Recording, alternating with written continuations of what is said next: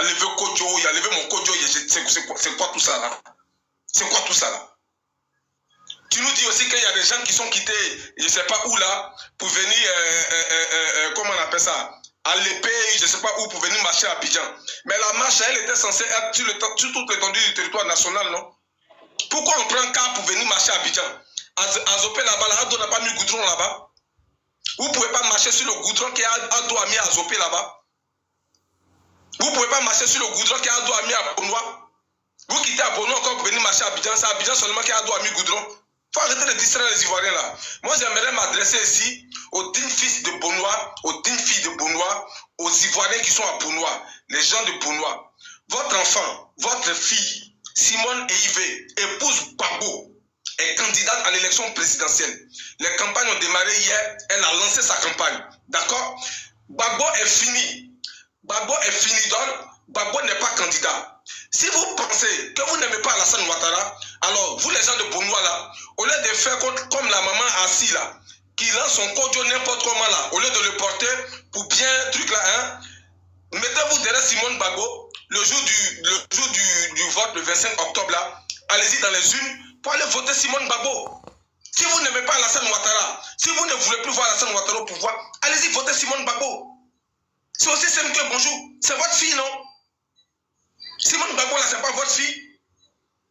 Donc vous êtes content. Votre fille se présente pour la première fois de sa carrière politique à la présidentielle. Et puis il y a des gens qui viennent là, qui disent qu'ils sont de Bonois. Oui, on a mélangé la campagne là. On a mélangé la campagne de Simone Gbagbo. On a mis... Mais c'est indigne. Est-ce que vous vous entendez parler même, sérieusement? Est-ce que vous vous entendez parler? Il faut qu'on arrête tout ça, s'il vous plaît. Nous sommes dans un état de droit. Nous sommes dans un état qui se veut respectable. D'accord? Nous sommes dans un état démocratique. Et un état démocratique, c'est le peuple qui choisit, mais où? Dans les urnes, pas sur le goudron. Dans un état démocratique, là, le peuple, là, il s'exprime dans les urnes, pas sur le goudron. Et nous sommes justement dans cette période-là, où on doit s'exprimer dans les urnes. Donc si vous n'avez rien à dire dans les urnes, restez chez vous à la maison tranquillement et arrêtez de distraire les gens. Nous qui voulons nous exprimer dans les urnes, là, nous allons aller nous exprimer dans les urnes tranquillement. Arrêtez de distraire les Ivoiriens. Ça fait 3 et ça fait 4. Maintenant, pour terminer, je vous entends depuis tout à l'heure là. Non, oui, en 2020, c'était bien organisé. Surtout toi, Bijou, tu joues un jeu très dangereux. En 2020, c'était bien organisé. C'était comme ci, c'était comme ça. Vous savez, le président Alassane Ouattara, son vilain petit défaut qu'il a, c'est qu'il est trop gentil. Il a un bon cœur, il a un grand cœur. Mais moi, je pense que si j'étais à la place du président Alassane Ouattara, je n'aurais pas agi comme lui. Ça aurait été différent. La journée d'hier là aurait été très différente. C'est parce qu'il est gentil qu'il y a eu des interpellations, il n'y a pas eu des djalis. Comme vous, quand vous étiez au pouvoir, le 24, 25, 26 mars 2004, quand les gens ont décidé de marcher dans ce pays-là, et que vous n'avez pas autorisé, il y a eu 125 djalis. 125 djalis. Je ne parle même pas des personnes qui ont été arrêtées, je ne parle même pas des personnes qui ont été blessées. Ceux qui ont déjà ce jour-là, en 2004, sous Laurent Gbagbo, là, 125 djalis. Mais le président Alassane Ouattara, il est gentil. Donc on procède simplement à des interpellations, on procède simplement à des dispersions de foule avec des armes conventionnelles lorsqu'il y a des manifestations, c'est-à-dire le gaz lacrymogène. Vous comprenez?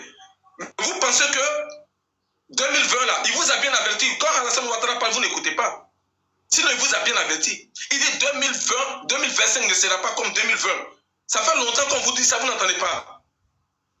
Ça fait très très longtemps qu'on vous dit ça, vous n'écoutez pas. 2025 là ne sera pas comme 2020. 2020, on a voulu arrondir les angles.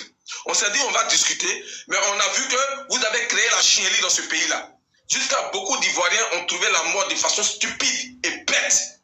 D'autres sont allés couper des arbres sur la route, ça crée des accidents, des gens sont morts, ça crée la paralysie un peu partout. Des femmes enceintes qui devaient accoucher dans des villages à cause de ces bêtises-là ont trouvé la mort dans des trucs inutiles, des gendarmes qui ont été tirés dessus à Dabou, qui sont morts. Tout ça, des bêtises comme ça. Là.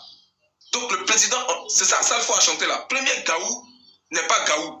C'est deuxième Gaou qui est Nyata. Donc si ça t'est arrivé en 2020, c'est pas grave, ça peut arriver, c'est une première fois. Mais si ça t'arrive encore en 2025, en ce moment-là, tu es un Nyata. Et le président Alassane Ouattara n'est pas un Nyata. Voilà pourquoi il a pris toutes les dispositions qu'il faut pour maintenir l'ordre public pendant cette période électorale-là. Et puis, il n'y a rien qui va se passer. L'ordre public là sera maintenu et instauré pendant cette période électorale-là. Tout au long de la période. Voilà sorti plus de 44 000 soldats. Donc la vieille mère assise, elle a vu ça en gaga mou. Hier, ils ont visage noir. Hier, ils ne sont pas ivoiriens, ils sont sénégalais. Non, ils ne sont pas sénégalais, ils sont tanzaniens. Ils sont même gambiens même. Tu vois l'armée de Côte d'Ivoire, tu les vois en sénégalais. Tellement qu'ils sont formés pour restaurer l'ordre public. Toi, tu vois ça en sénégalais. C'est pas sénégalais, maman. C'est l'armée des Ado là. C'est ça, c'est comme ça qu'elle a rendu l'armée de Côte d'Ivoire. Professionnelle, aguerrie. Donc quand tu les vois là, tu pensais que c'était l'armée au temps de Gbagbo. Tu pensais que c'était la police au temps de Gbagbo. C'est pas pareil. Voilà, on a une armée guerrière qui joue très bien son rôle régalien de force de l'ordre, de paix et de sécurité. Et moi, je les félicite ce matin-là et je les encourage encore à maintenir toujours cet ordre-là comme ils l'ont fait hier. Voilà, pour que la Côte d'Ivoire puisse vivre tranquillement. Vive la Côte d'Ivoire, vive le RHDP, vive le président Alassane Ouattara. Voilà, je m'arrête là. Merci.